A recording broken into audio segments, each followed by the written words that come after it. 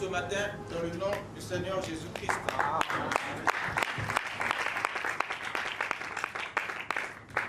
Nous sommes très heureux d'être comptés parmi les vivants ce matin, grâce à l'œuvre de Golgotha. Et je crois que vous êtes contents d'être ici ce matin. Acclamons le Seigneur.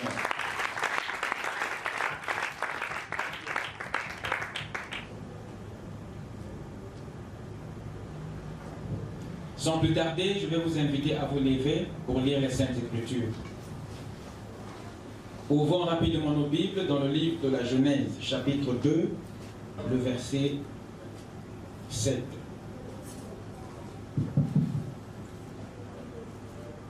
Genèse 2, 7.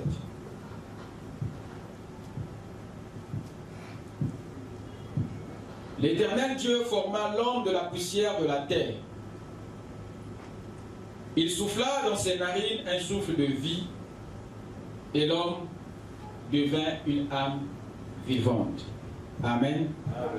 Inclinons nos têtes pour la prière. Tu es digne, tu es digne. Jésus, tu es digne, tu es digne. Mon roi, tu es digne. Jésus, tu es digne,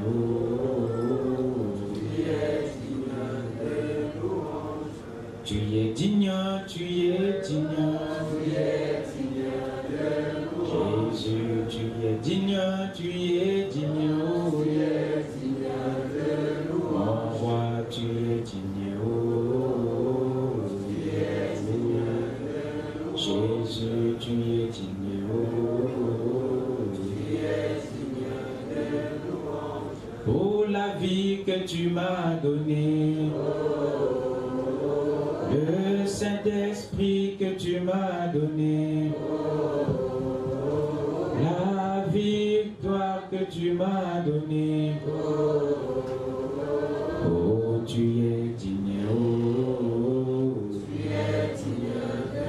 Jésus, tu es digne, oh, mon roi, tu es digne, oh, tu es digne, tu es digne, Jésus, tu es digne, tu es digne, oh, Jésus, tu es digne, oh, mon roi,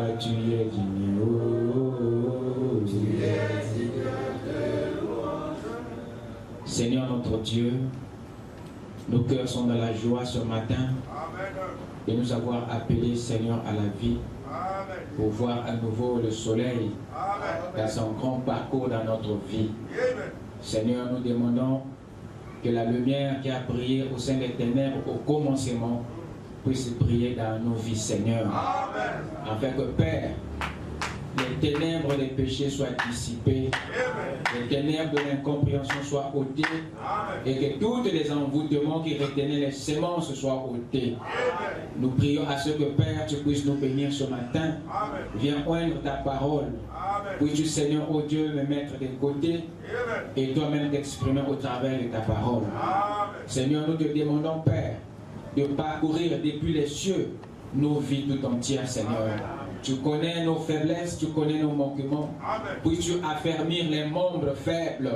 Puisses-tu donner la vie, Seigneur, à ceux qui l'en ont perdu. Nous te demandons, Père, de guérir les malades par la puissance de ta résurrection. Ne laisse personne sortir d'ici, Seigneur, tel qu'il est venu. Nous demandons, Père, que le grand Saint-Esprit puisse chasser les démons, puisse guérir les malades, puisse amener le Saint-Esprit dans les âmes assoiffées, Seigneur. Nous te demandons d'assainir ces lieux, que le grand Saint-Esprit, Père, puisse purifier, Seigneur, cet endroit, Père. Alors nous nous tenons ici, Seigneur, puisses-tu, oh Dieu, nous oindre. Bénis les cœurs, Seigneur, disposés. Bénis, Seigneur, oh Dieu, ta présence au milieu de nous. Nous croyons qu'au Père, tu nous as déjà exaucés, car nous consacrons cette réunion entre tes bonnes mains, dans le nom puissant et parfait du Seigneur Jésus-Christ. Amen. Je vous prie de vous asseoir. Ce matin, par la grâce du Seigneur, nous allons devoir évoquer un petit point qui fait suite à notre étude que nous avons commencée sur les vrais types de la dîme.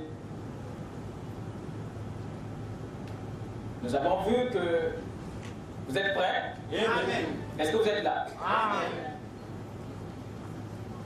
Nous avons vu que la dîme que l'Éternel avait recommandée au travers de l'histoire et de la Bible n'était autre que le type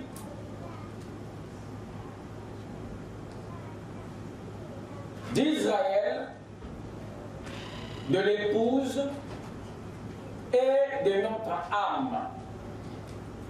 Voilà ce que nous avons vu précédemment. Que Dieu l'avait institué comme un exercice, comme un type. Et le vrai sens de cela n'était pas les objets, les aliments et les sommes d'argent que nous apportions, mais le vrai sens de la dîme était nous-mêmes. Amen. Et nous avons vu Israël autant que dîme. Nous avons ensuite vu l'épouse autant que dîme. Et ce matin, nous allons devoir parler sur l'âme autant que dîme. Amen. Amen. Je vais essayer de l'introduire ce matin pour le développer prochainement. Alors pour ce faire, j'aimerais que vous me suivez.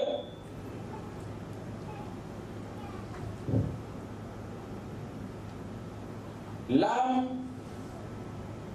autant que dîme.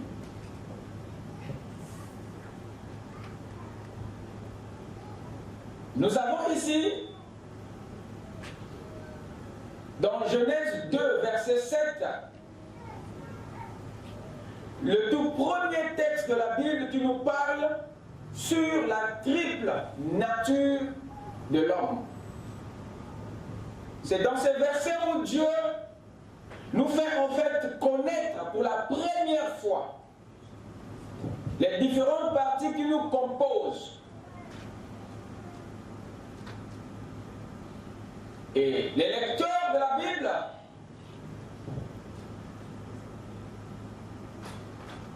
ont souvent du mal à percevoir tout pour la simple raison que Dieu fait les choses de façon que nous puissions les voir à son temps, à une époque, à un moment donné. Le prophète dit que Dieu a réparti les Écritures d'après les âges et les époques. Amen. Raison pour laquelle vous remarquerez que chaque âge a eu une meilleure révélation à son époque que celle qui venait avant eux. Dans ce verset de la Bible, Genèse 2:7, Dieu nous fait connaître les différentes parties qui nous composent. Il y a ici 3 grandes parties que la Bible aligne, que la Bible évoque, que la Bible souligne. Genèse 2, verset 7. Lisez avec moi. L'Éternel Dieu forma l'homme de la poussière de la terre. Il souffla dans ses narines un souffle de vie. Et l'homme devint une âme vivante. La première partie de l'homme ici, lorsque nous suivons le verset, l'écriture, dans sa chronologie, la première partie est celle que Dieu forme à partir de la poussière de la terre. Amen. Qu'est-ce que c'est? Le corps. Vous êtes avec moi? Amen. Est-ce que vous me suivez? Amen. L'Éternel Dieu forma l'homme de la poussière de la terre. Il s'agit là du corps. Et la deuxième partie est celle que Dieu fait entrer dans le corps par les narines. Et cette partie, la Bible la désigne, l'appelle ici par le souffle de vie, l'esprit. La Bible dit, et il souffla dans ses narines un souffle de vie. Et la troisième partie est celle que la Bible appelle ici par l'âme. Suivez. Vous trouverez cela dans la dernière partie du verset 7. Et l'homme devint quoi? Une âme vivante. Remarquez l'ordre avec lequel la Bible nous les présente dans ce verset.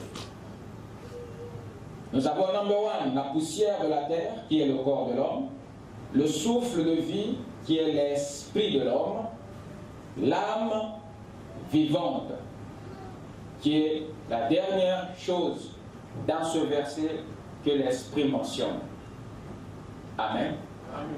La poussière, le souffle, l'âme. Voilà les 3 éléments que ce verset nous présente. Et je vous ai dit que c'est ici où Dieu, où la Bible, pour la première fois, nous présente les composants, la triple nature de l'homme. Tout est ici. Le prophète dit ceci dans Questions et réponses sur la Genèse, paragraphe 177. Je suis une trinité en un seul. Je suis âme, corps et esprit en une seule personne. Pas vrai? Bien sûr. Genèse 2,7 est le premier texte de la Bible où il fut pour la première fois employé le mot âme.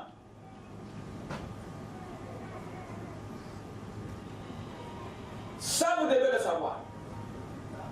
C'est ici où le mot âme fut pour la première fois employé. Cependant, il y a 3 grandes impressions. Je dis bien 3 grandes impressions que ce texte de Genèse 2,7 nous inspire. Il y a 3 impressions que ce verset nous donne.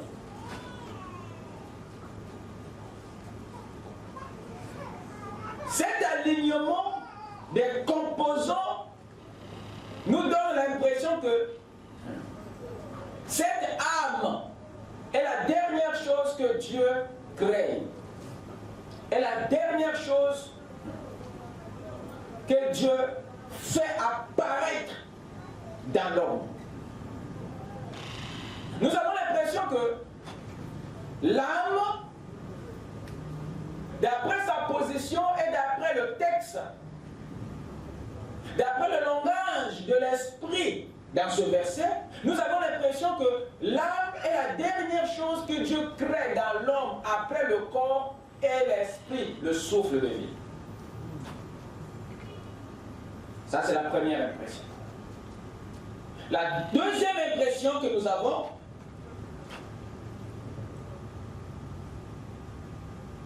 il semblerait que c'est le contact entre l'esprit, le souffle de vie, et le corps qui a créé cette âme dans l'homme.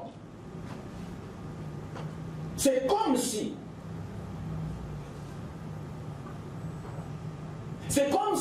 que c'est le contact du souffle de vie avec le corps qui a produit l'âme dans l'homme. Quand vous le lisez, voilà l'impression que ça donne. L'Éternel forma l'homme de la poussière de la terre. Écoutez. Il souffla dans ses narines un souffle de vie et l'homme devint une âme. Donc l'âme apparaît après que Dieu ait formé le corps, après que le souffle soit entré dans le corps, et nous avons l'impression que la conséquence de cela, c'est la création de l'âme. Il semblerait que, j'insiste, que c'est le contact entre l'esprit et le corps qui a créé ou qui crée cette âme dans l'homme. Pourquoi avez-nous cette impression? Eh bien, c'est évidemment parce que c'est au contact du souffle de vie et du corps que l'homme est devenu une âme vivante, nous dit la Bible.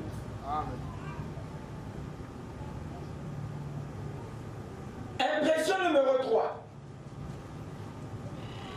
Il devient plus facile pour nous de croire que cette âme est le produit de la cohabitation du souffle de vie avec le corps. Malgré la véracité de ces thèses et de ces impressions, aucune d'entre elles n'est vraie, bien qu'elles soient toutes raisonnables. Aucune d'elles. Je parle de ces impressions, pourquoi? Parce que il y a les gens de la science chrétienne. Il y a d'autres lecteurs de la Bible et étudiants d'autres confessions qui soutiennent ces concepts. Et même en lisant toi-même la Bible, tu peux avoir ces impressions. Mais aucune d'entre elles n'est vraie. L'âme n'est pas créée au contact du souffle avec le corps. Non. L'âme n'est pas la dernière chose que Dieu a créée par rapport à l'esprit et au corps. L'âme n'est pas non plus le produit du contact et de la cohabitation de l'esprit avec le corps. Ce n'est pas ce contact. Ce n'est pas cette entrée du souffle de vie dans le corps qui a créé, je dis bien, cette âme. Ce n'est pas ça.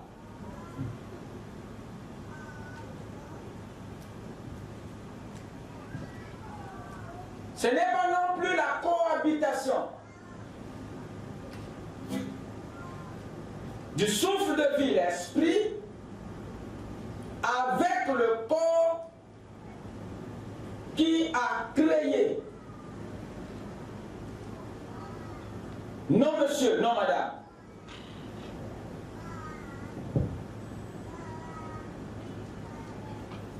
Pourquoi? Parce que ce n'est pas dans le corps et dans l'esprit que l'âme a commencé à exister. L'existence de l'âme remonte bien avant. Amen. La création de l'esprit et du corps. Vous me suivez? Amen. Suivez-moi très bien.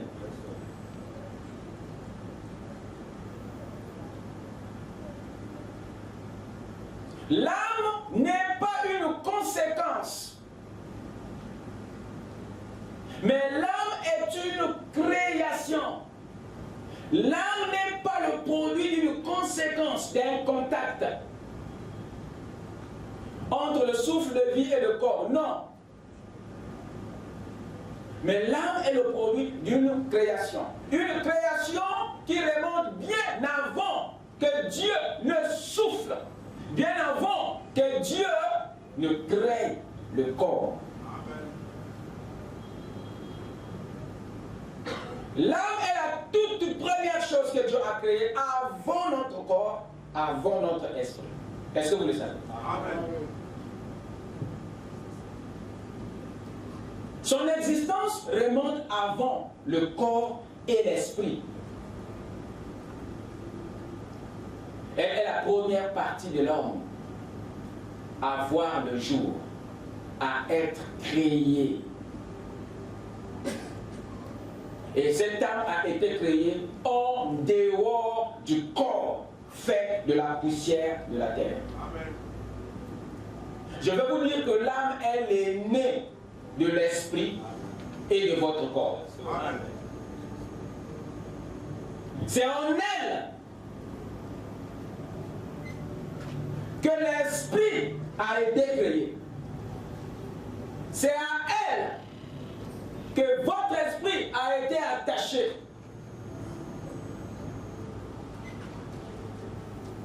Votre âme a préexisté avant votre esprit. Amen. Et votre esprit a préexisté avant votre corps. Amen. C'est à l'âme que l'esprit a été attaché. C'est en elle que votre esprit est né. Amen. C'est dur, hein? Amen. Qu'est-ce que je veux dire par là? Je veux simplement dire que votre esprit était dans l'âme lorsque Dieu l'a créé. Amen.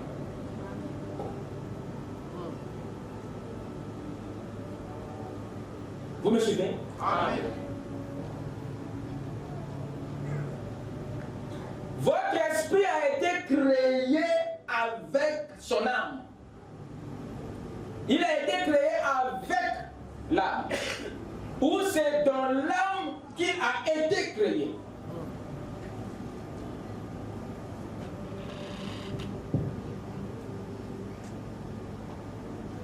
Vous me suivez? Amen. Et qu'est-ce qui s'est produit? C'est l'âme qui vient avec notre esprit dans le corps. C'est l'âme en réalité qui vient avec notre esprit dans le corps. L'âme et l'esprit sont comme des jumelles. Mais il y a un aîné, il y a un plus grand. Frère Madame dit que l'âme est la nature de l'esprit. L'âme est la nature de l'esprit. Ce qui revient à dire que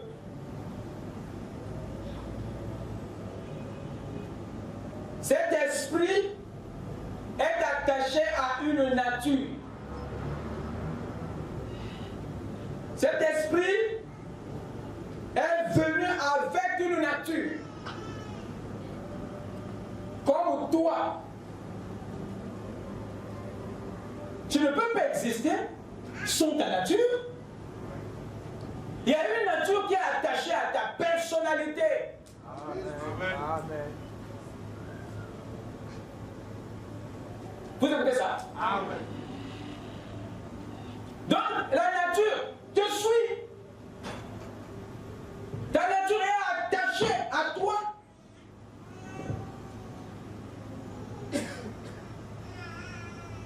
Et l'âme est la nature de l'esprit. Par conséquent,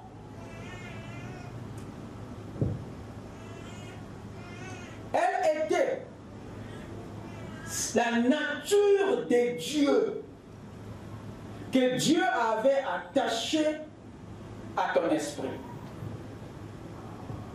L'âme est la nature divine de Dieu que Dieu a attachée à ton esprit. Voilà pourquoi elles sont comme des sœurs. Mais le paradoxe dans tout ça, c'est que l'âme a préexisté avant l'esprit. Vous avez comme l'impression qu'étant une nature de l'esprit, l'âme se voit comme inférieure à l'esprit. Voilà. Mais ce n'est pas le cas. L'âme, elle est née de l'esprit. L'âme a préexisté avant l'esprit. C'est dans l'âme que l'esprit prend naissance. Genèse 1, verset 26 à 27. Puis Dieu dit, faisons l'homme à notre image, selon notre ressemblance, et qu'il domine sur les poissons de la mer, sur les oiseaux du ciel, sur le bétail, sur toute la terre et sur tous les reptiles qui rampent sur la terre. Dieu créa l'homme à son image, il le créa à l'image de Dieu, il créa l'homme et la femme. Que dites-vous que c'est? Cet homme de Genèse pour amener dans le corps. Alors dites-moi, à quel moment Dieu a maintenant envoyé l'esprit?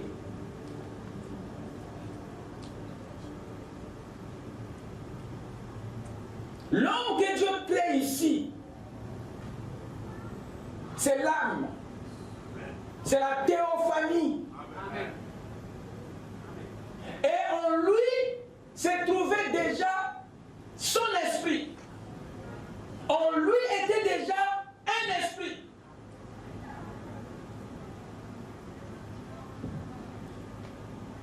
Frère Madame dit dans Être conduit de 1965, paragraphe 165. Votre partie physique entre en contact avec ce qui est physique. Votre partie spirituelle entre en contact avec ce qui est spirituel. Mais à l'intérieur de ça, vous avez une âme. À l'intérieur de quoi? De l'esprit. Vous avez quoi? Une âme. Et cette âme, écoutez, c'est ce gène qui vient de Dieu. Oh, mais alors d'où vient l'esprit? Je le dis. À l'intérieur de ça, votre partie physique entre en contact avec ce qui est physique, votre partie spirituelle entre en contact avec ce qui est spirituel. Mais à l'intérieur de ça, ça quoi? La partie spirituelle. Vous êtes avec moi? Amen. À l'intérieur de ça, vous avez une âme. Donc l'âme a pour demeure l'esprit. Quand Dieu crée la théophanie, quand Dieu crée cette âme avait pour manteau l'esprit. L'esprit était l'abri de la théophanie de cette âme. Amen. Donc, cette âme n'est pas venue, n'est pas née sans l'esprit. Non. Cette âme est née avec son esprit. Parce que l'âme a pour demeure l'esprit. Comme Dieu a pour demeure la lumière inaccessible de la théophanie. Amen. Il dit, mais à l'intérieur de ça, vous avez une âme. Écoutez bien. À l'intérieur de l'esprit, vous avez une âme. Il dit, c'est ce gène. Il dit, et cette âme qui est à l'intérieur de l'esprit, il dit, c'est ce gène qui vient de Dieu. My God. Amen. Mais si l'âme est le gène qui vient de Dieu, alors d'où vient alors l'esprit? Il est qui? Il est quoi? Donc vous voyez que quand on parle de ces deux entités, de ces deux parties, il nous montre qu'il y a un qui est devant l'autre. Ah, vous n'êtes pas encore arrivé. Dans les événements modernes, rendus clairs par la prophétie, paragraphe 172, Frère Branham ajoute ceci. Je pense que vous notez, hein, je n'utilise pas le diapo aujourd'hui. Il dit ceci. Mais le vrai prédestiné de Dieu, ce vrai gène, souvenez-vous, on vient de parler de gène comme étant l'âme. Mais le vrai prédestiné de Dieu, ce vrai gène, ce vrai germe, virgule, l'âme qui appartient à Dieu. Amen. Amen. Wow. Amen. Alors si l'âme appartient à Dieu, et le non-esprit appartient à qui? Frère Madame nous montre ici la portion de l'Éternel dans la constitution de l'homme. Amen. Amen. Il nous montre ici l'entité, la partie de l'homme qui est devant, qui est en avant, qui a commencé avant les autres. Amen.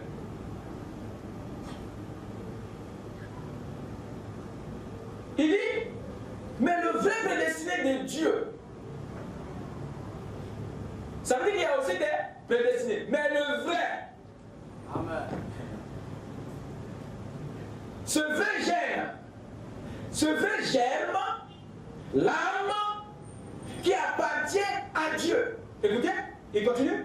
Qui était en Dieu, qui l'âme, qui était en Dieu avant la fondation du monde. Amen. Amen. Vous voyez? Il montre ici la préexistence de l'âme avant l'esprit. Amen.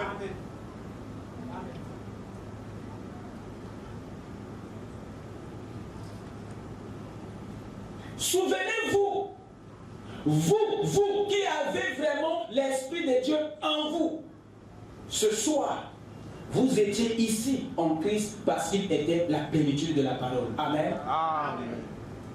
Dans la prédication des choses qui sont à venir, paragraphe 113, Famadam dit, alors, suivez-moi bien, si vous ne vous alignez pas sur cette parole, il y a quelque chose qui ne va pas. Voyez? Alors, vous voyez, votre vrai Père n'est pas Dieu. Voyez? Parce que cela a réellement commencé dans votre âme avant même qu'il y ait un esprit. Il y avait là votre âme. Amen. Amen. Vous écoutez ça? Amen. Avant qu'il y ait un esprit, il y avait là quoi? Votre âme. La préexistence de l'âme avant l'esprit. D'après le prophète, l'âme a existé avant l'esprit.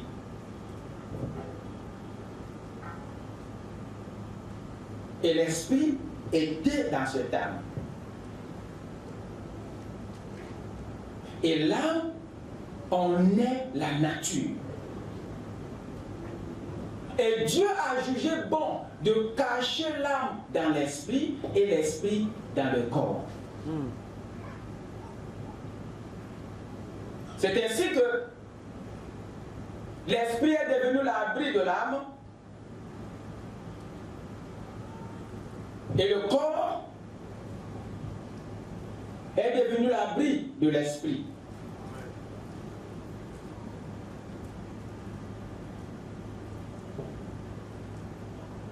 Alors,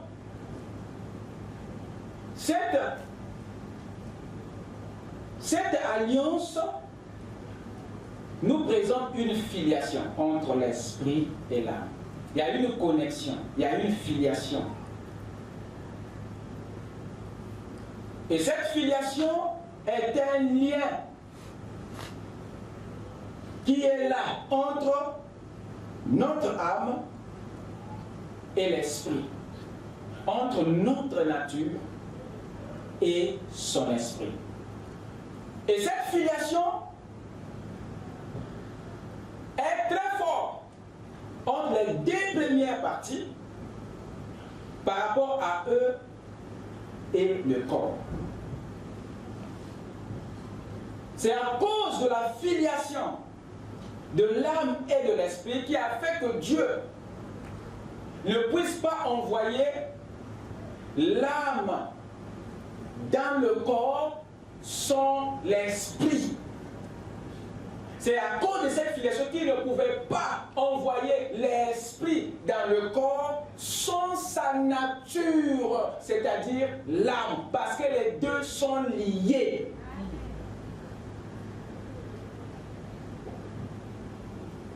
Quand la Bible dit « et il souffla », Dieu, par ce acte, avait introduit les deux. L'âme et l'esprit ont été injectés, introduits dans le corps ensemble, à la fois par le même acte. Parce que les deux sont liés. L'esprit ne peut pas entrer sans sa nature. Amen.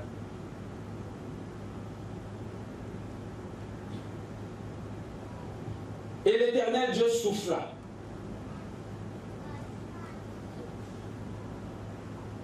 Les deux étaient introduits par le même souffle. Les deux étaient introduits par le même acte. Quand vous lisez dans votre Bible ici, que Dieu souffla dans ses narines. C'était l'introduction de l'esprit et de l'âme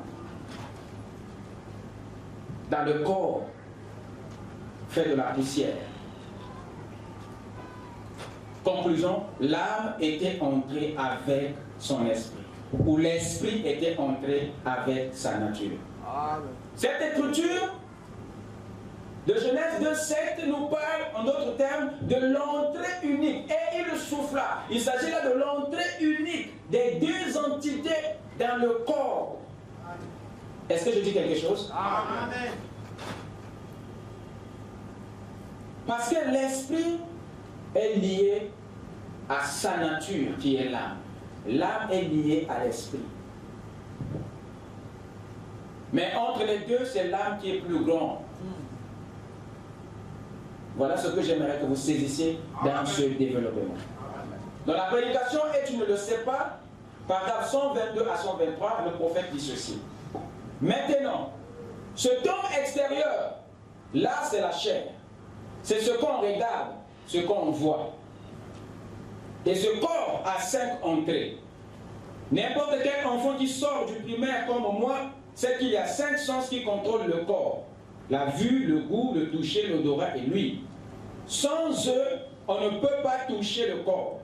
C'est la seule manière d'avoir accès au corps. La vue, le goûter, le goût, le toucher, l'odorat, l'ouïe.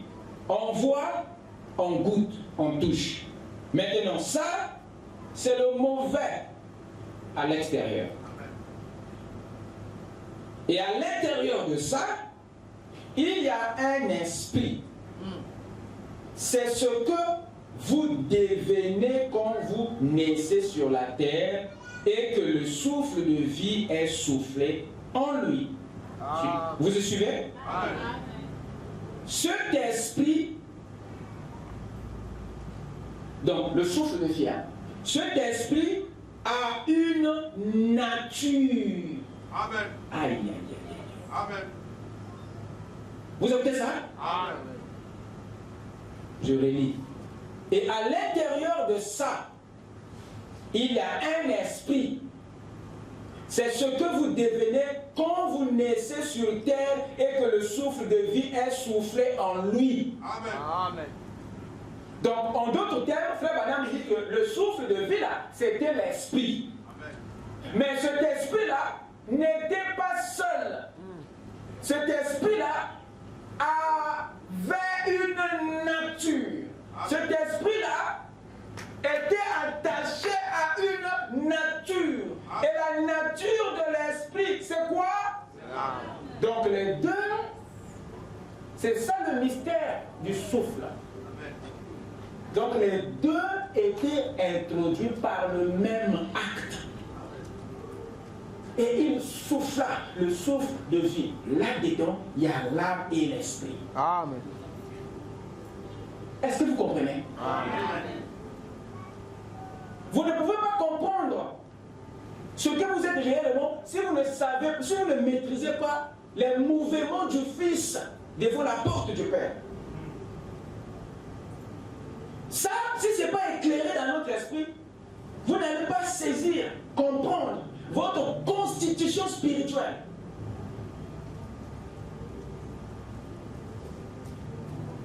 Et à l'intérieur de ça, il y a un esprit.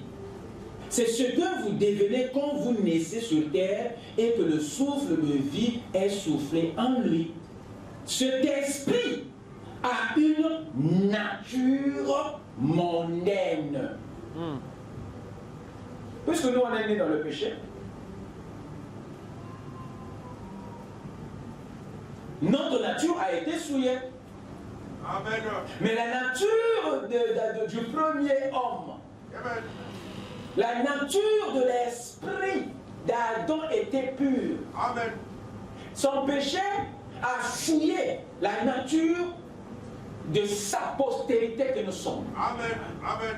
Ce qui fait que quand le souffle vient à nous, et la nature qui est attachée à cet esprit, l'âme qui est associée à cet esprit est pour commencer souillée. Amen.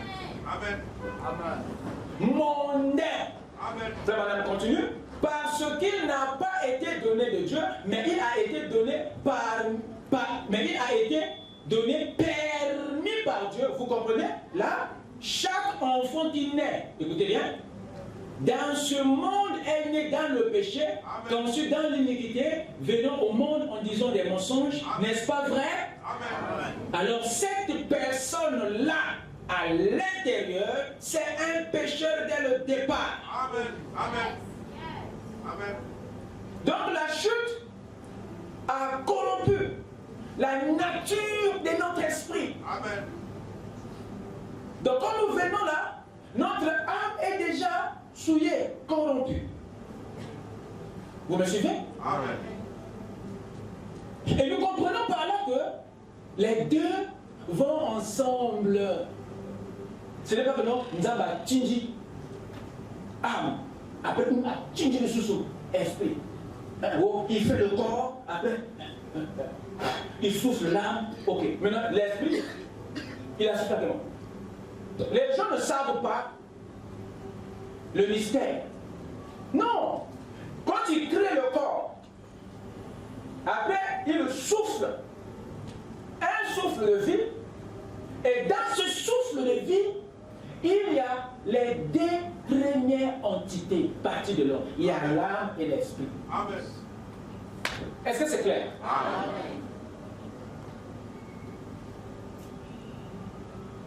Mais dans les deux qui entrent dans le corps, l'âme est le plus grand par rapport à l'esprit. Ce n'est pas le fait que l'âme habite l'esprit que cela fait d'elle plus petit que l'esprit. Non. Madame dit que le Père est la demeure du Fils dans l'éternité. Mais dans le temps, qui devient la demeure? C'est le Fils. Amen. C'est le Fils qui cache le Père dans le temps. Amen. Mais dans l'éternité, c'est le Père qui cache le Fils. Amen. Donc, en d'autres termes, le Père devient la partie extérieure du Fils dans l'éternité. Est-ce que cela fait de lui petit? Non, monsieur. Alors comprenez la parole des saints. Amen. L'âme, c'est la plus grande partie de ton être. Amen. Et Dieu a jugé bon de l'envelopper dans l'esprit. De lui donner une demeure. Et c'est ton esprit qui est sa maison. Et le corps est la maison de l'esprit. Amen. C'est ce point-là que j'aimerais que vous saisissiez. Parce que c'est très capital là où nous partons. Amen. Dans le son confus, paragraphe 78, Madame dit ceci. Maintenant, c'est dans l'âme que l'homme vit. Waouh! Waouh! C'est dans l'âme que l'homme vit. Vous êtes ce que vous êtes dans votre âme, pas dans votre esprit, pas dans votre raisonnement. Dites Amen.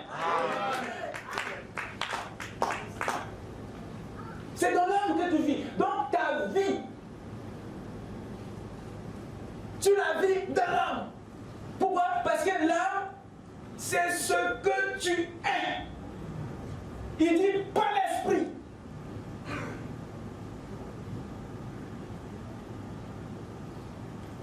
Donc, question-réponse de 1961, paragraphe 158, la dernière partie du paragraphe. Frère Madame dit, et cette âme, c'est une nature différente sur cet esprit. Il continue. Donc, l'âme est la nature de votre esprit. Ils sont liés, mais ils sont différents quand même. Ils sont ensemble, mais il y a un qui est né avant l'autre. Ils ont été associés, mais il y a un plus grand. Un est dans l'autre. Vous êtes avec moi? Amen. Est-ce que vous dites Amen? Amen. Suivez maintenant le paradoxe. Quand l'âme et l'esprit sont tous les deux arrivés dans le corps, il y a quelque chose qui s'est produit. Dieu a voulu maintenir l'ordre qui régnait avant que les deux ne viennent dans le corps. Parce que, vous savez, Jésus dans la prière qui nous a enseigné, il nous a montré un principe qui est apparemment éternel. Il a dit, quand vous priez, dites que notre Père qui est aux cieux, que ton nom soit sanctifié, que ton règne vienne, ok? Que ta volonté soit faite sur la terre comme elle est faite au ciel. Donc il y a un ordre des choses qui étaient déjà établies, qui existent déjà dans les lieux très élevés. Amen. Amen. Et c'est cet ordre-là que Dieu poursuit, veut reproduire sur la terre. Amen. Amen. Amen. Amen. Donc lorsque vous voyez le cadet devenir l'aîné, ne souffrez pas. Ça veut dire que là-bas, il était l'aîné. Amen. Oh, je parle à moi-même. Amen. Oh. Ici, tu es né avant, dans cette hiérarchie terrestre, mais ce n'est pas la hiérarchie terrestre qui prime au ciel.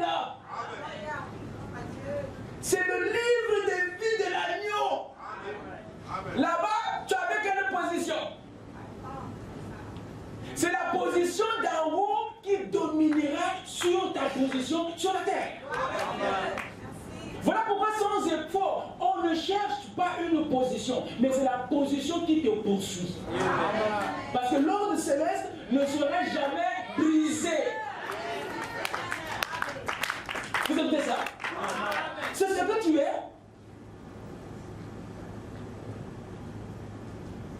Tu es parfois le dernier de la famille, mais c'est toi à qui Dieu a donné le réma. Amen. Parce que là-bas, tu étais avant eux. Amen. Que les grands frères graissent les dons. Ça ne changera pas l'ordre établi dans le ciel. Et c'est la volonté céleste de Dieu qui est au ciel qui va influencer, qui va s'accomplir et qui s'accomplit sur la terre. Alors, remarquez,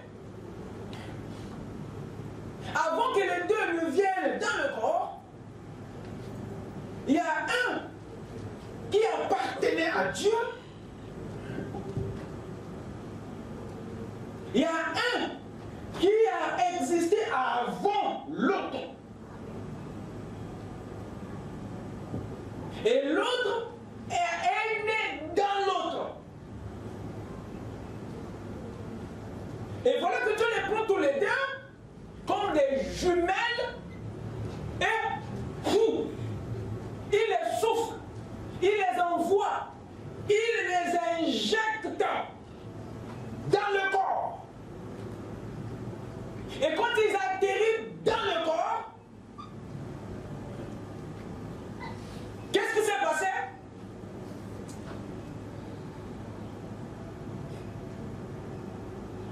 L'homme ne devient pas un esprit vivant. Le corps ne devient pas non plus un corps vivant, mais la vie de l'homme, Dieu l'a attribue à l'âme. Quand les deux entités débarquent dans le corps, bam! On a attendu. Les autres ont attendu. Qu'est-ce qui va se passer? Est-ce que c'est l'esprit qui va devenir un être vivant? Est-ce que c'est le corps qui? Et la Bible dit, et l'homme devint quoi? Un esprit? Non. Un corps? Non. Il devient quoi? Non. Très bien. Amen. Dieu attribue la vie à l'âme dans le corps. Amen. Pas encore. Pas à l'esprit. La vie n'a pas été attribuée à l'esprit ni au corps. Quand ils arrivent ici, Dieu dit, c'est l'aîné qui prend la suprématie. C'est l'âme. qui doit être mentionné dans leur atterrissage dans le corps. Pan, c'est l'âme, c'est le nom de l'âme que Dieu prononce. Amen. Et l'homme devient une âme vivante. C'est très important de comprendre ce langage. C'est très capital de saisir la portée de ce langage. Pourquoi Dieu tient ce langage? Dieu ne tient pas ce langage pour marquer seulement la venue de l'âme et de l'esprit dans le corps. Non, ce n'est pas seulement pour marquer la venue dans le corps. Dieu tient ce langage pour nous aider à distinguer l'âme des autres parties de l'homme. Il évoque, il parle de l'âme pour attirer notre attention à cette âme. Pourquoi? C'est ce nom que Dieu évoque, pas le corps, pas l'esprit.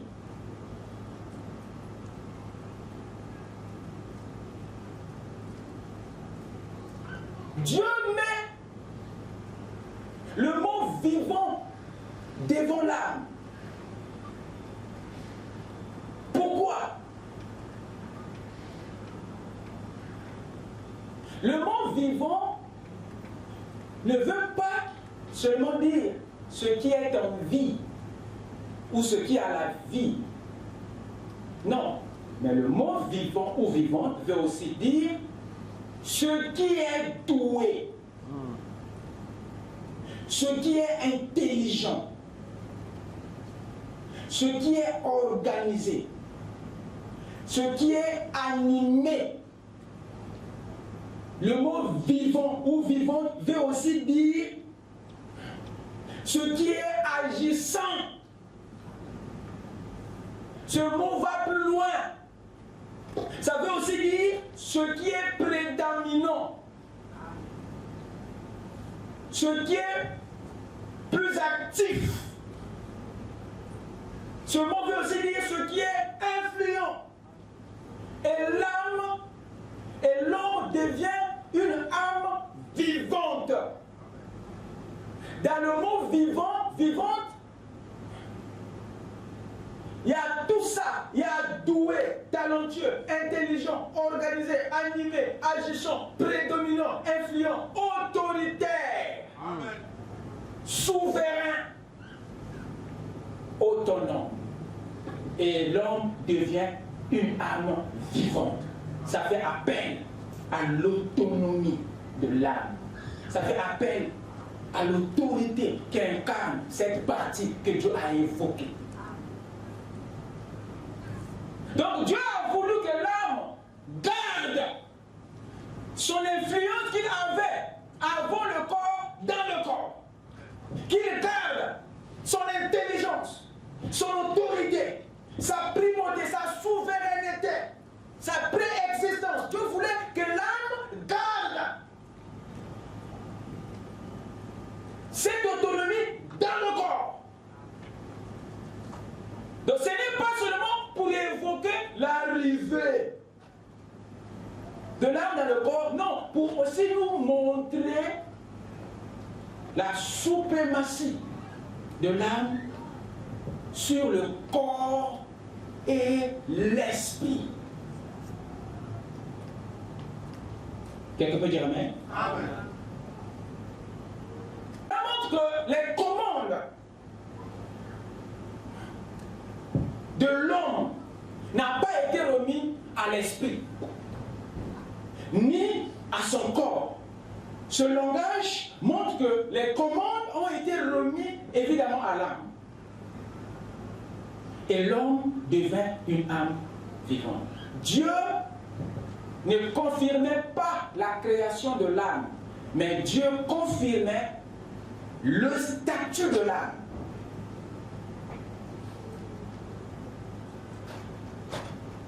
Le mot devenir, suivez-moi bien, et l'homme devint une âme vivante. et l'homme devint une âme vivante. Le mot devenir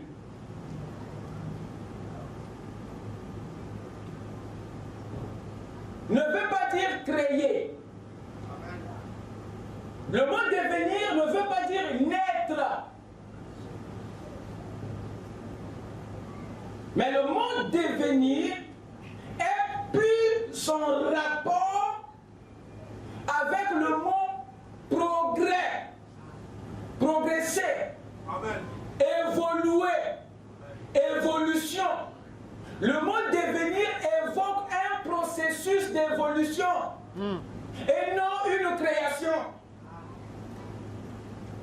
Je ne sais pas si vous me suivez. Amen. Le mot devenir évoque plutôt un changement. Le passage d'un état à un autre.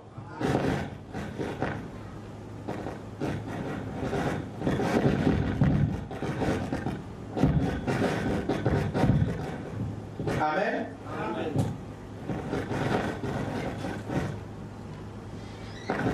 En venant,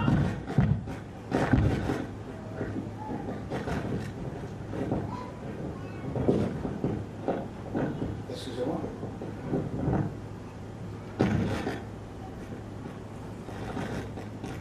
En venant dans le corps, l'âme avait connu un changement et non une création. C'est ça en fait la pensée. Amen. Lorsqu'il est venu, il n'a pas connu une création, mais plutôt l'âme a connu un changement. Parce que la chose qui vient dans le corps ici est une âme qui était déjà créée. Amen.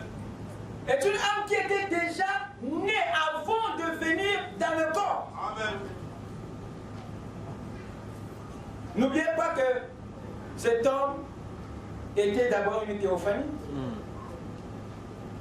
N'est-ce pas vrai? Amen. Donc cet homme était d'abord une âme. Il ne peut pas devenir ce qu'il est déjà. Amen. Amen. Donc, ce langage ne désigne pas la création ou la naissance de l'âme dans le corps. Non. Parce que cet homme en venant, il était pour commencer une théophanie, une âme. Mais sa présence dans le corps, ce devenir, montre plutôt un changement, un processus. Ce devenir évoque un état. Son entrée n'a pas créé cette âme, mais son entrée dans le corps a fait évoluer cette âme, l'a fait avancer vers une chose, vers un statut. Sa venue dans la chair l'a fait distinguer au milieu du corps et de l'esprit. Amen. De toutes les entités de l'homme, l'âme est la partie la plus proche de Dieu. Amen. L'âme est la partie de l'homme qui représente l'homme lui-même. L'âme est la partie de l'homme qui exprime son individualité, sa personnalité, sa volonté, son libre arbitre. L'âme est cette partie que Dieu a dotée d'une faculté que vous ne trouverez pas dans le corps et dans l'esprit. Par exemple, le libre arbitre est la seule faculté que vous trouverez dans l'âme, jamais dans l'esprit et dans le corps. Amen. Et ça, c'est une distinction qui doit attirer notre attention. Amen. Et si Dieu l'a doté de ça, c'est pour nous montrer la position que cette partie occupe à ses yeux et la place que l'âme occupe au milieu du corps et de l'esprit. Le libre arbitre, c'est une forme d'autorité, de souveraineté, de suprématie que Dieu avait donnée à l'âme et non à l'esprit et au corps. Dieu a privé les autres du libre arbitre, de cette autonomie pour marquer le droit d'aînesse de l'âme par rapport au corps et à l'esprit. Amen. Ce langage est très prophétique. Ce langage de Dieu est très profond. Et l'homme devint une âme vivante. Dieu confirmait l'autonomie de l'âme dans le corps par rapport à l'esprit et au corps. Dieu confirmait la position de l'âme. Dieu confirmait le statut de l'âme devant les autres parties de l'homme. Le libre arbitre, c'est la chose qui fait de l'homme une entité autonome. C'est ça qui fait que l'homme passe d'un être automate à un être autonome. C'est deux choses différentes. Ce qui revient à dire que l'âme peut décider et agir sans l'accord de l'esprit et du corps. Le libre arbitre lui donne le droit et le pouvoir de décision. C'est l'âme à qui Dieu a donné la décision du corps et de l'esprit. L'âme prend. Alors qu'est-ce qu'elle a? Vous voyez, qui est-elle? Pour qu'elle soit la seule entité de notre être à recevoir ce power, à recevoir la décision, à avoir le libre décision, le self-will. Ça peut nous interpeller. Est-ce que quelqu'un me suit? Amen.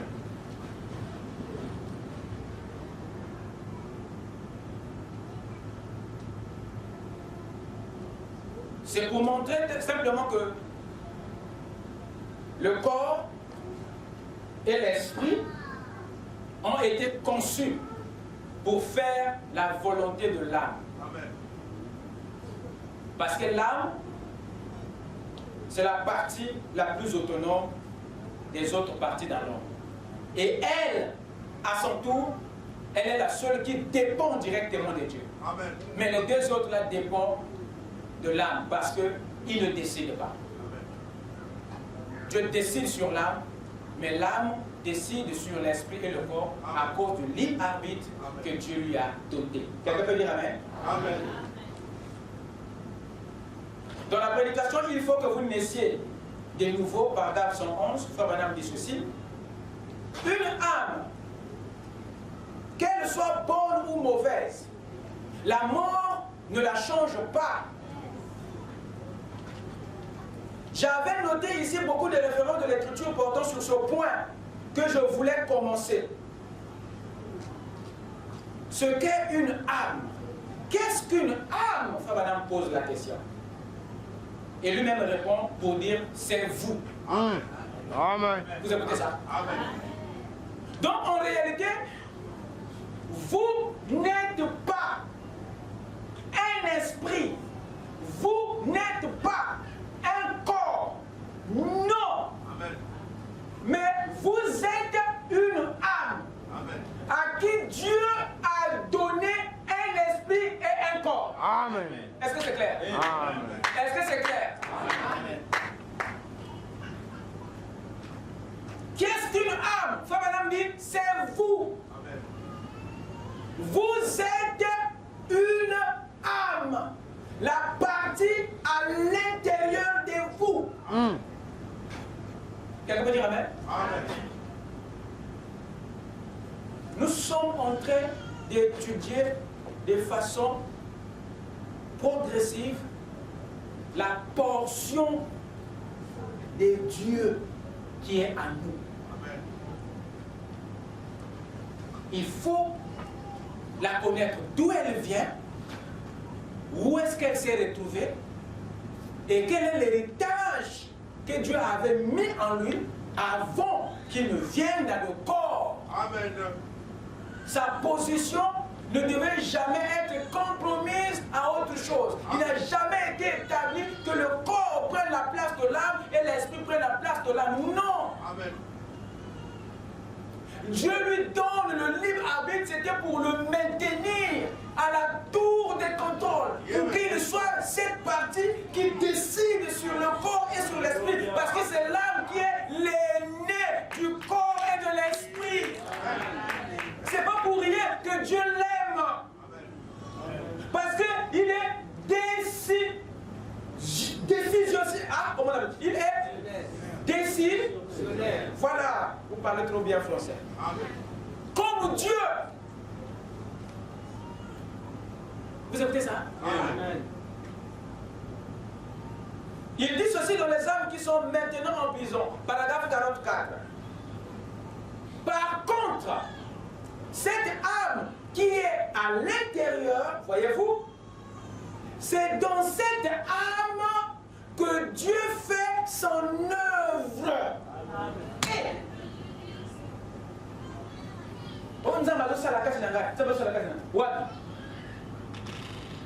Dieu n'agit pas n'importe où. Dieu ne travaille pas n'importe où. Il sait que s'il investit dans le corps, il échouera. Il ne va rien récolter. Amen. Amen. S'il investit dans l'esprit, c'est encore un gros problème. Dès que l'esprit se met à raisonner, c'est foutu. Amen. Vous avez fait ça? Amen. Il a préféré agir. S'il y a une partie en nous, là où Dieu œuvre, ce n'est pas dans le corps, ce n'est pas dans ton esprit, mais c'est dans l'âme. Frère Madame dit c'est là où Dieu œuvre. S'il y a quelque chose qui peut rester juste dans l'éternité, c'est ce que Dieu place dans ton âme. Amen. Parce que l'âme, c'est le réel de toi. C'est le réel de nous. Quelqu'un me suit? Amen.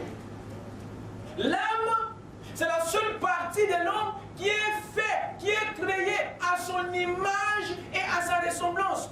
Même pas l'esprit, ni le corps ne l'est, seul l'âme. Amen. Donc l'âme, c'est le jumeau de Dieu. Pendant que l'esprit est le jumeau de l'âme, mais l'âme lui-même est le jumeau de l'éternel. Amen.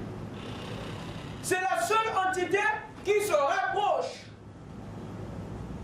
qui est presque égale à Dieu. Amen. Et c'est lui que Dieu craint. Dieu ne craint pas le diable, Dieu ne craint pas Satan, mais Dieu craint l'homme qui est l'âme. Cette théophanie-là est très dangereuse pour Dieu parce qu'elle est capable de compromettre les desseins de Dieu, mais pas Satan. Amen. Tout ce que le diable fait, il contribue à la réussite du plan de Dieu. Mais s'il y a quelqu'un qui peut récaler, c'est bien toi, l'homme, l'âme. Amen. Parce qu'il y a une puissance. Vous écoutez ça? Amen. En donnant à l'homme son image, Dieu avait fait de lui presque son égal. Et ça, c'est une vérité que le diable ne veut pas que vous découvriez.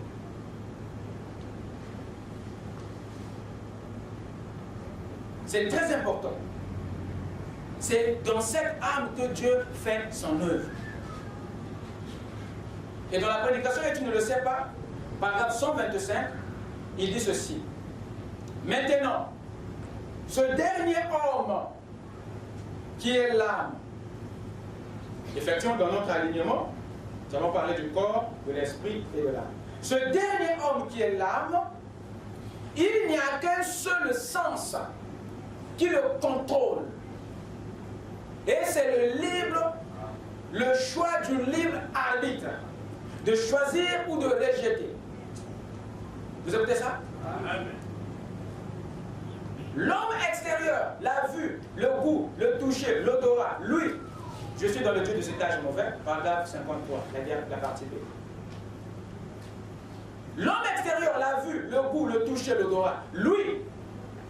Mais l'intérieur de cet esprit, c'est l'âme. Et elle est contrôlée par une seule chose, votre libre arbitre. Quelqu'un peut dire amen? Amen. Voilà la plus grande faculté que cette âme possède, que les restes ne disposent pas. Dieu, vous remarquerez, appelle ses fils dans la Bible. La plupart des temps, Dieu désigne ses fils par le terme âme. Mais les anges sont souvent ces êtres que Dieu désigne souvent par esprit. Je ne sais pas si en étudiant votre Bible, vous avez souvent remarqué ça. Dieu nous désigne plus par des âmes que par des esprits. S'il utilise le mot esprit, suivez bien la phrase. Il va corriger. Et les anges sont plus appelés par esprit et les hommes sont plus appelés et désignés par âme. Par exemple, dans Ésaïe 57, vous remarquerez avec moi que l'âme est le terme divin par lequel Dieu désigne ses fils et ses filles. Ésaïe 57, verset 16.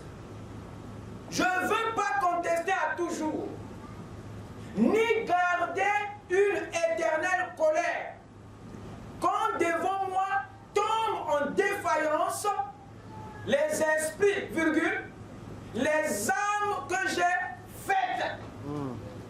Vous écoutez ça? Est-ce que vous écoutez ça? Amen. Acte 2, 41. Ceux qui acceptèrent sa parole furent baptisés. Et en ce jour-là, le nombre des disciples s'augmenta d'environ 3000 esprits. Non. Combien? 3000 âmes. Pourquoi âme? Dieu, c'est comme ça qu'il nous qualifie. Et c'est très important de comprendre ça. Dans Apocalypse 6, verset 9, quand il ouvrit le 5e sceau, je vis sous l'autel les âmes, pas les esprits, les âmes de ceux qui avaient été immolés. Voilà comment Dieu nous qualifie dans les Écritures. Voilà comment est-ce que Dieu vous perçoit. Pas comme des esprits, mais vous perçoit comme des âmes. Des entités à l'autorité, des entités à la souveraineté, des entités à la puissance, des entités autonomes. Votre autonomie n'est pas en réalité vis-à-vis de Dieu, mais votre autonomie est en réalité vis-à-vis de l'esprit et du corps. Dieu ne voulait pas que l'âme soit dirigée par le corps et l'esprit. Voilà pourquoi il lui a donné le contrôle. Mais nous avons utilisé le libre arbitre contre Dieu. Amen. Voilà. L'âme n'est pas seulement connue par un seul nom. Elle est connue sous plusieurs autres appellations. Et beaucoup de chrétiens ont la confusion. Il y a des endroits dans la Bible où Dieu parle de l'âme, mais vous ne vous rendez pas compte. Vous attribuez ça à une autre partie de votre être ou à autre chose, à quelque chose d'autre, alors que Dieu parle de notre âme. L'âme est aussi appelée par l'image de Dieu. Ça, il faut le noter. L'âme est aussi appelée par la théophanie. L'âme est appelée par l'espèce de Dieu. L'âme est aussi appelée par Dieu amateur ou petit Dieu. Souvenez-vous que dans la Bible, il est dit, j'avais dit que vous êtes des dieux. Par là, de cette partie intérieure. Amen. Vous êtes avec moi? Amen.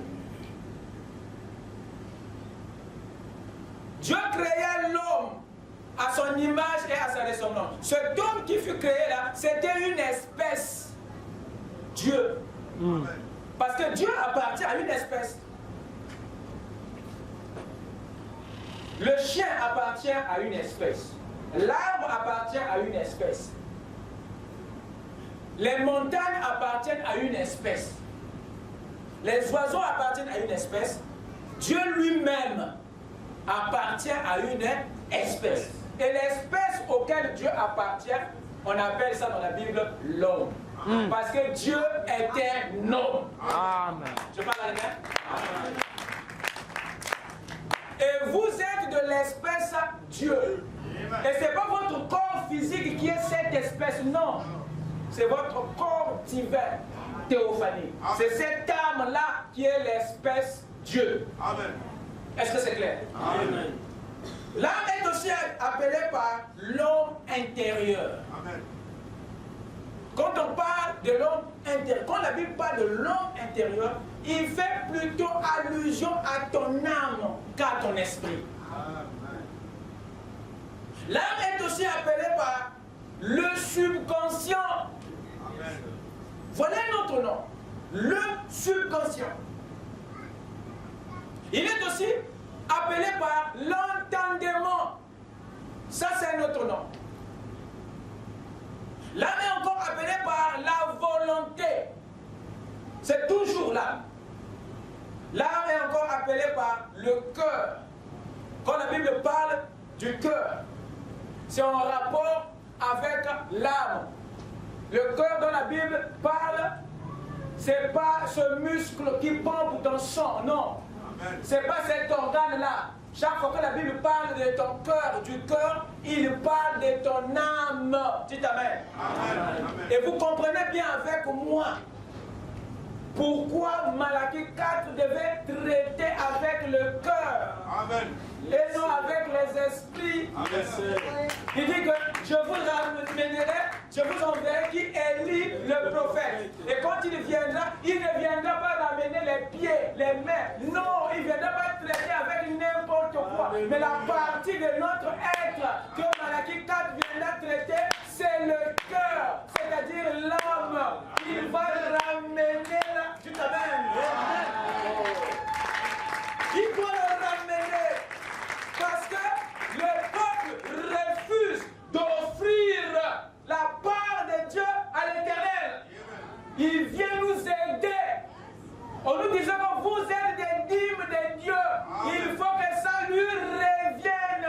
Mais il faut un sacrificateur pour réclamer la dîme de l'Éternel. Voilà pourquoi Malachie 4 vient, tu t'amènes, pour prélever la portion de l'Éternel qui est votre âme, votre cœur et le ramener.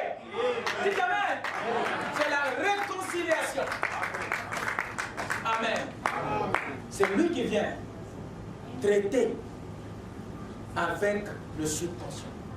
Son ministère, celui de Malachie 4, ce n'est pas celui de traiter avec l'esprit ou le corps. Mais Malachie 4, c'est le cœur. C'est notre âme. Il vient pour travailler, la restaurer dans sa position avant la chute, la ramener, voyez-vous, dans une véritable réconciliation avec Dieu, la restaurer dans une parfaite réconciliation avec la foi apostolique, avec la parole. C'est la véritable réconciliation entre ton âme et la parole. Amen. Vous écoutez ça? C'est le travail de Malachie 4. C'est le travail de Malachie 4. Et l'âme est encore appelée par l'homme dans la Bible. Amen. Amen. Voilà les autres appellations de la même chose. Genèse 2, l'homme de Genèse 1, verset 26, est une âme, est une théophanie, est une volonté, est un cœur. un cœur de la même famille, une espèce de la même race. Nous avons là un subconscient de la même nature et de la même fonction que Dieu. Voilà pourquoi David a parlé de cette partie dans les psaumes. Il a aussi évoqué le pouvoir de cette âme. Dans Genèse 1, toujours verset 26 à 29, vous verrez que lorsqu'il était question de remettre la terre, Dieu ne l'a pas donné à Adam. La terre n'était pas en réalité donnée à Adam. Non. Dieu créa l'homme à son image et à sa ressemblance. Et Dieu dit qu'il domine. Vous voyez, l'homme à qui la domination de la terre, des animaux, des poissons a été remis, ce n'était pas le corps. Amen. Mais c'était cette âme. C'est à lui. Donc, la volonté parfaite de Dieu est que l'âme puisse superviser, conduire la chair. Amen. Et l'esprit.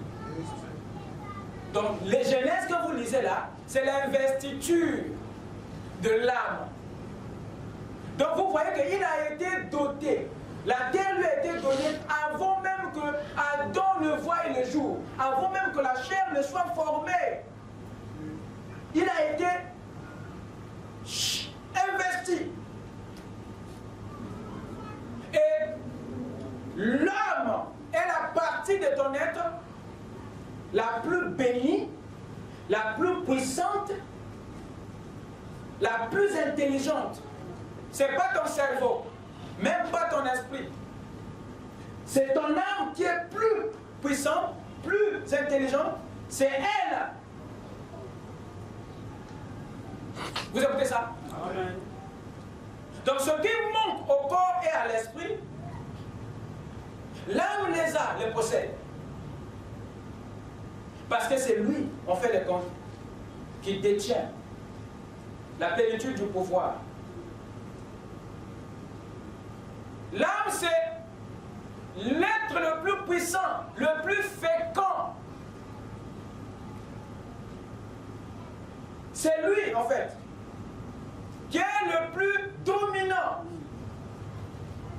Donc, en réalité, ce que le corps te fait faire, ce que l'esprit te fait dire, n'était pas censé avoir lieu. Pourquoi? Parce que l'âme a été conçue pour diriger. Amen. Le corps et l'esprit. Ce que nous vivons ici, c'est le revers de la médaille. Amen. Amen. Dans le Somme confus, paragraphe 65, il dit, vous ne pouvez pas connaître Dieu par votre esprit. Dit William Branham. Vous ne pouvez pas connaître Dieu par l'intellect. C'est l'une des ressources ou l'un des canaux qui vous y conduira, mais c'est votre âme qui vous gouverne. Vous êtes ce que vous êtes par votre âme. Vous écoutez ça? Amen. Je vais terminer.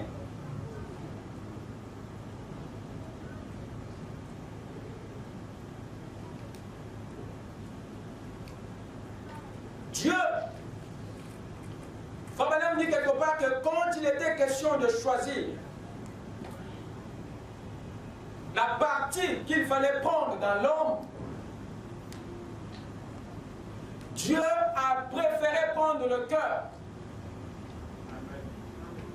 Parce que le cœur ou l'âme, c'est son jumeau, on peut dire. C'est la partie la plus proche de lui. L'âme est son semblable. Et Frère Branham dit quelque part que Jésus-Christ ne vient chercher que cette église parole de la même nature que lui. Et le choix de Dieu ne peut pas se porter sur une partie qui est différente de lui. Et l'âme est la portion de Dieu. L'âme est le lieu où Dieu a choisi d'y résider. Quelqu'un peut dire Amen? Marc 8, verset 36. Et que sert-il à un homme de gagner tout le monde s'il perd son âme? Que donnerait un homme en échange de son âme? Comme l'âme est la part de Dieu, comme l'âme est la portion de l'Éternel, ça veut dire que s'il y a quelque chose qu'il attend comme offrande, c'est cette partie-là. Amen. Et Jésus ici nous montre de façon simple ce que réellement Dieu attend. Que sert-il à un homme de gagner tout le monde s'il perd son âme? Quand il parle de perdre son âme, il veut dire d'offrir son âme pour gagner le monde. C'est ce qu'il veut en fait en d'autres termes dire. Que donnerait un homme en échange de son âme? C'est un partage. C'est un partage. Parce que pour que le monde soit dans vos mondes, dans votre vie, il a fallu que vous lui donnez quelque chose en échange. Il ne vient pas s'installer s'il n'y a pas eu un échange. Et la plupart des temps, ce que nous vendons au monde, c'est notre cœur. Comme Samson. Il a vendu le cœur à Delilah. Et il a voulu laisser les muscles à Dieu. Dieu a dit, ça je ne prends pas. Depuis l'aube des temps, je n'ai jamais choisi les muscles, je n'ai jamais choisi le corps. Amen. Ce que tu me dois, tu l'as donné à Delilah le monde. Il dit, ça ne marche pas. Samson n'avait pas compris que la plus grande offrande de l'Éternel, c'est le cœur et non le corps. Dites Amen. Amen. Ézéchiel 18, verset 4 dit ceci. Voici toutes les armes sont à moi. Waouh! Amen. Voici toutes les armes sont à moi. L'âme du Fils comme l'âme du Père. L'une et l'autre sont à moi. Vous voyez la propriété de Dieu? C'est l'âme. Raison pour laquelle il nous la demande aujourd'hui comme offrande. Voilà pourquoi il la réclame comme étant sa dîme. Parce que ça lui appartient. L'âme est la partie de l'homme qui appartient à Dieu. Quelqu'un peut dire Amen? Amen. Frère Branham dit dans les événements modernes, rendu clair par la prophétie, 172. Mais le vrai prédestiné de Dieu, ce vrai germe, l'âme qui appartient à Dieu, qui était en Dieu avant la fondation du monde, souvenez-vous, vous qui avez vraiment l'Esprit de Dieu en vous, ce soir, vous étiez en Christ parce qu'il était la plénitude de la parole. Amen. Il nous montre ici la portion qui revient à l'Éternel. Dit-il que non, c'est l'âme. Quelqu'un peut dire Amen? Amen. C'est l'âme qui est la portion de Dieu.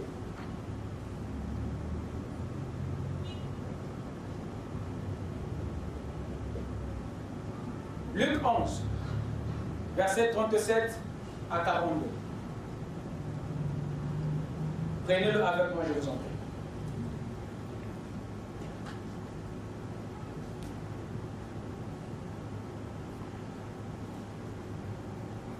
Pendant que Jésus parlait, Luc 11, verset 37 à 42. Pendant que Jésus parlait, un pharisien le pria de dîner chez lui. Il entra et se mit à table. Vous me suivez? Amen. Le pharisien vit avec étonnement qu'il ne s'était pas lavé avant le repas. Mais le Seigneur lui dit, vous pharisiens, vous nettoyez le dehors de la coupe et du plat, et à l'intérieur, vous êtes pleins de rapines et de méchanceté. Vous suivez? Amen. Nous avons l'impression ici que Jésus est en train de parler d'une assiette ou d'un gobelet. Mais c'est juste un paradigme, c'est juste une parabole. Ça désigne les hommes en fait. Vous me suivez? Amen. Il dit insensé.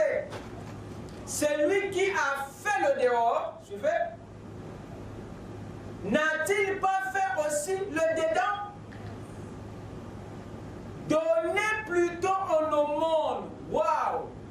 Donnez plutôt en aumône ce qui est dedans. Ah bon? Donc il y a une offrande que chacun de nous est censé donner. Amen.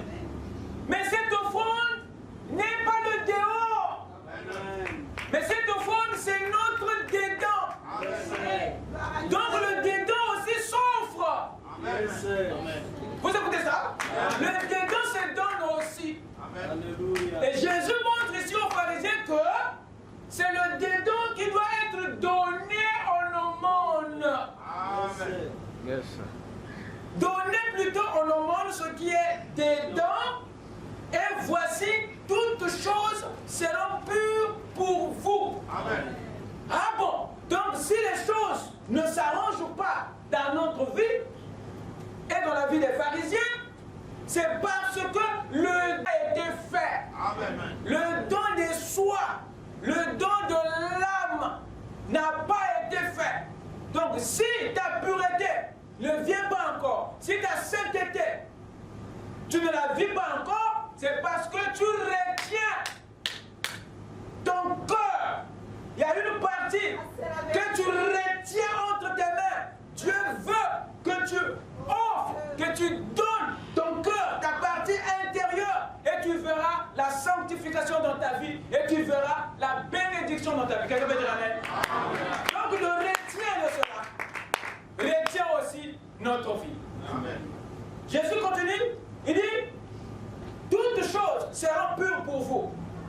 Mais malheur à vous pharisiens, parce que vous payez, écoutez bien, parce que vous payez la dîme de la menthe. Il a d'abord parlé de l'aumône en haut, n'oubliez pas. Malheur à vous les pharisiens, parce que vous payez la dîme de la menthe, de la rue et de toutes les herbes, et que vous négligez la justice et l'amour de Dieu. C'est là ce qu'il fallait pratiquer sans oublier les autres choses. Comme quoi? Remontez au haut. L'aumône du dedans. Amen. Quand vous payez la dîme de la menthe, la dîme de la rue, la dîme de ceci, la dîme de cela, il dit c'est bien. C'est là une des choses qu'il faut faire, mais n'oubliez jamais qu'il y a aussi le dedans qu'il faut donner à Dieu comme dîme. Amen. Que le Seigneur vous bénisse.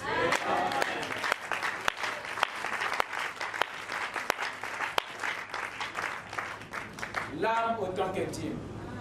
Nous allons poursuivre prochainement. Que Dieu vous bénisse richement. Qu'il remplisse vos âmes de bénédiction. De façon que chacun ce matin s'offre à Dieu comme une offrande. Lèvons-nous.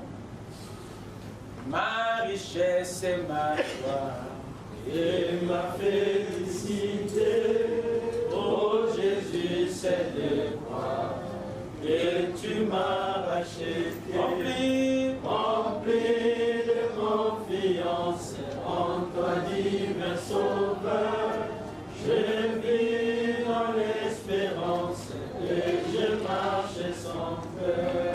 Oh, que toute la terre Apporte à ses sauveurs ses péchés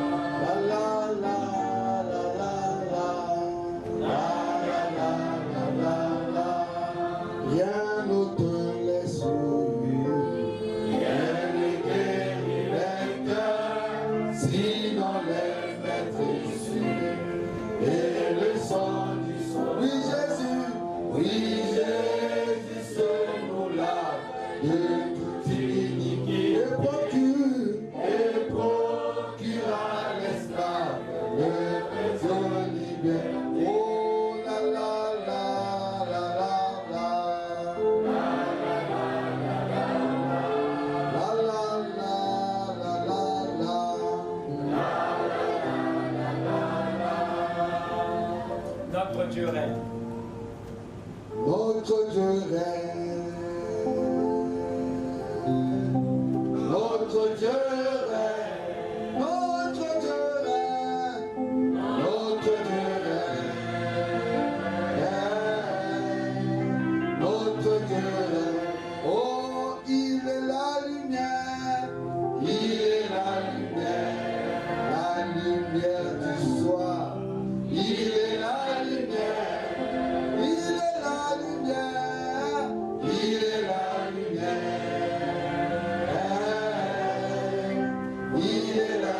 Oh, hier, aujourd'hui, pour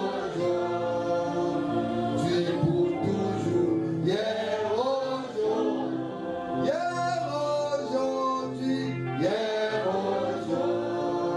aujourd'hui, pour toujours. Notre Dieu règne.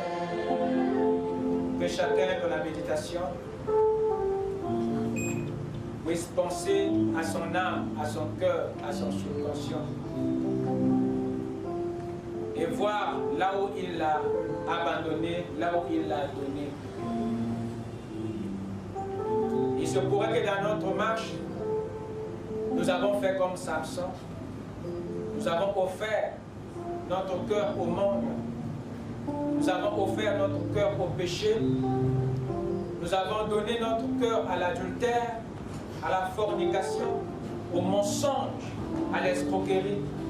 Nous avons livré notre cœur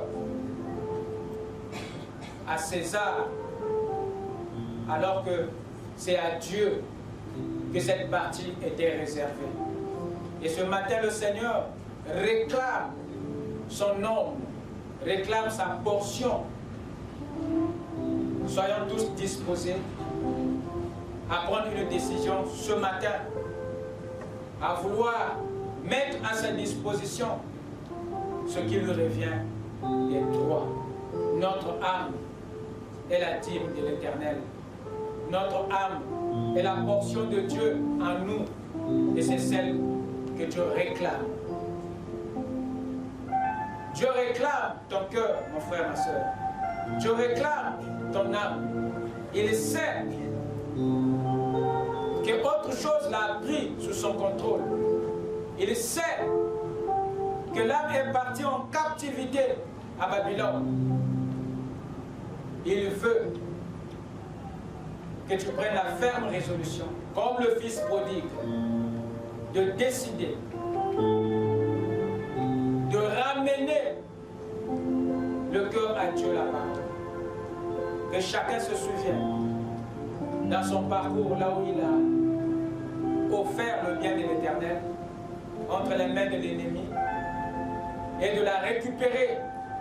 Que chacun aille récupérer le cœur qu'il a donné au monde entre les mains de l'Éternel. Car Dieu en a besoin pour faire de toi une sainte dans la gloire, un parfait dans l'éternité, pour faire résider et accomplir dans ta vie ce qui reste à accomplir. Parce que si ton cœur n'est pas entre les mains de Dieu, tes objectifs, tu ne les atteindras pas. Si ton âme n'est pas entre les mains de l'Éternel, la perfection, tu ne l'atteindras pas. Beaucoup de choses vont passer au-dessus de ta tête. La véritable consécration, la véritable offrande, la véritable dîme, c'est ce que l'Éternel nous demande ici. Notre cœur. David disait dans la parole que ce n'est pas les holocaustes que toi tu désires, mais plutôt un cœur brisé. Voilà ce que tu veux comme offrande. Et le Seigneur, en venant dans le monde, il a dit, tu n'as voulu ni sacrifice, mais tu as voulu de moi. Et Christ, en ayant compris ça, il s'est offert lui-même à la croix. C'était le don de soi-même. Et Paul dit, par les compassions de Dieu, que chacun puisse se livrer à Dieu. Que chacun puisse se donner comme une offrande, comme un culte raisonnable. Et c'est ce que nous ne faisons pas. Nous gardons notre vie pour quelque chose. Et Jésus a dit, celui qui gardera sa vie, c'est-à-dire son âme, la perdra. Mais celui qui la donnera à Christ, celui qui la donnera à la parole, la retrouvera dans la résurrection et dans l'éternité. Il est question, pas d'argent, pas d'aliments, pas d'objets, mais il est question de ton âme comme véritable offrande, comme véritable Dieu. De tous, c'est l'âme que Dieu a choisie. Il n'a pas pris le corps, il n'a pas pris l'esprit. Son choix s'est porté sur ton âme parce que c'est son 1/10. Que chacun puisse s'adresser maintenant à Dieu dans la sincérité de son cœur. Ne regarde pas à ton voisin, à celui qui est à côté de toi, mais pense à ton alliance avec Dieu. Pense à ta marche, parce que le salut est individuel. Du côté des nations, Dieu traite individuellement. Ne regarde pas ta femme, ne regarde pas ton mari, mais pense à ta marche et regarde où est-ce que tu as livré le cœur et récupère-le pour le redonner à celui qui l'a créé. Que chacun puisse élever sa voix et parle à son Dieu. Prions le Seigneur.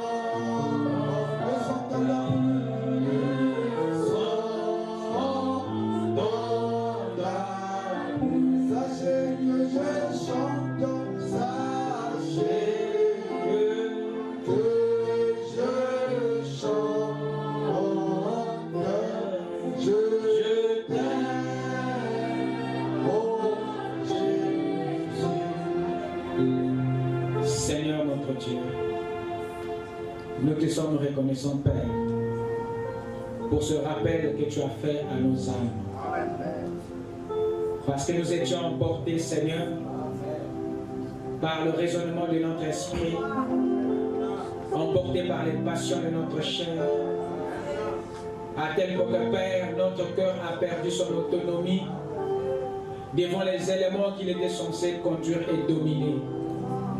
Père, nous te demandons, Seigneur, de nous pardonner, ô Dieu, de nous regarder au travers de ton sang qui a coulé à Golgotha. Le sang, Seigneur, qui ramène notre âme dans sa position. Le sang, Père, qui restaure le corps à sa place, l'esprit dans sa position.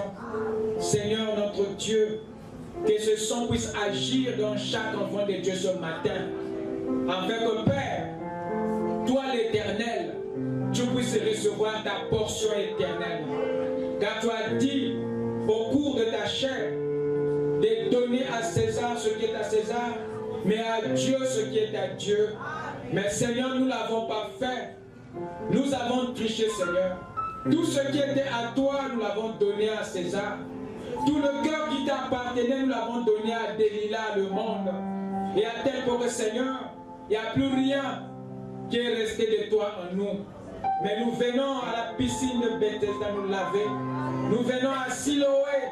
Nous venons, Seigneur, dans cette piscine de sang qui a été remplie des veines d'Emmanuel.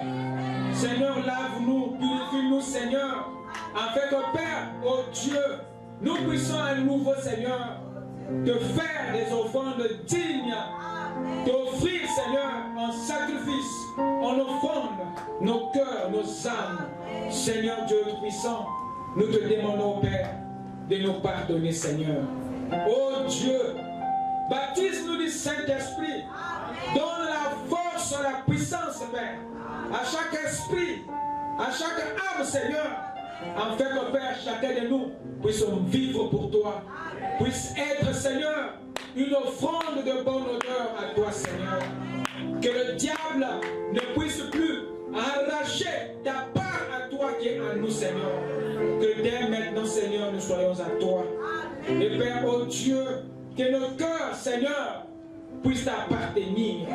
Je demande, Seigneur Dieu Tout-Puissant, que tous les démons, Père, de séduction, que tout esprit qui envoûte tes enfants, ton peuple, à pouvoir se livrer au monde qu'à la parole. Je détruis ces influences au nom de Jésus. Nous chassons ces envoûtements dans la vie des enfants de Dieu. Et nous réclamons qu'ils reviennent à la parole. Toi, Sion, tu appelles ton peuple à revenir de la captivité. Seigneur Dieu, que la colonne de feu puisse brûler tous les liens, Seigneur, qui retiennent ton peuple dans le monde, dans le péché, qui les empêche de se consacrer entièrement à toi, de vivre pour la parole, de vivre pour son message. Seigneur, viens nous réclamer, Père, toi le grand rédempteur. Seigneur, sois la force dans la vie de tes enfants, Seigneur. Alors que ce matin, Seigneur, tu nous as secoués, tu nous as parlé de façon décousue, Seigneur. Laisse que le grand Saint-Esprit, l'enseignant intérieur, continue, Seigneur, à nous parler, à nous enseigner, Seigneur. Afin que, Père, nous ne puissions pas nous éloigner au-delà des bornes, mais que nous restons dans la patrie, dans le pays, Seigneur, et que nous puissions te faire des aumônes, des actions de grâce dignes de notre vie, Seigneur, et de notre cœur. Reçois, Seigneur, nos acclamations, reçois nos actions de grâce, parce que tu nous as rappelé, Seigneur, ce qui était essentiel. Tu nous as montré, Père, au Dieu Tout-Puissant, c'est nous que tu poursuivais derrière l'institution des livres et les offrandes, Seigneur. Et nous nous offrons à toi. Reçois-nous, Seigneur, comme offrande. Reçois-nous, Seigneur, comme des fruits de la plénière récolte. Que tu sois béni à jamais. Dans le nom puissant et parfait du Seigneur Jésus-Christ. Que tous ceux qui croient disent Amen. Que Dieu vous bénisse. Je vous prie de vous asseoir.